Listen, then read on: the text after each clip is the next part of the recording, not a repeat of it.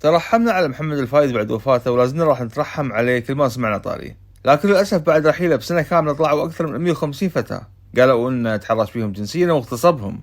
واحدة قالت قال لها غسلي نفسك بالديتول عشان تروح الآثار يعني ما راح أتكلم التفاصيل المقرفة هذه اللي انقالت، لكن راح أتكلم موضوع رياضي بس. لما كان محمد مالك لفولهام كان مدرب فريقهم النسائي النرويجي جوت هيجنز، واللي قال بأنه كان يحمي لاعباته من محمد لأنه كان معروف بأنه متحرش، وكان ينجذب بشكل خاص للفتاة الشغراء الصغيرة. في عام 1997 اشترى محمد الفايد فولهام وباعه عام 2013. بالفترة هذه كانت سمعته مو طيبة، يعني كانت سمعته سيئة لما يتعلق الأمر بالنساء، لكن كل شيء كان بالسر، خاصة الفتيات اللي كانوا يشتغلون له بهارولدز المتجر الشهير اللي كان يمتلكه قبل لا يبيع للقطريين. المتحدث الرسمي لفولهام حث كل فتاة عرضت التحرش أو الاغتصاب من الفايد بنشر تجربتها أو التواصل مع النادي أو الشرطة.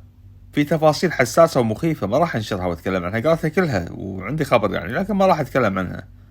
الرجل مات والله يرحمه خلاص، وكل شيء سواه الله راح يحاسبه، فيعني ما راح انشر المواضيع هذه من باب ان اذكروا محاسن موتاكم، ومحمد راح عند الله، اللي سواه راح يتحاسب فيه، سوى الشيء هذا او ما سواه الله عادل وراح يحكم عليه بالعدل.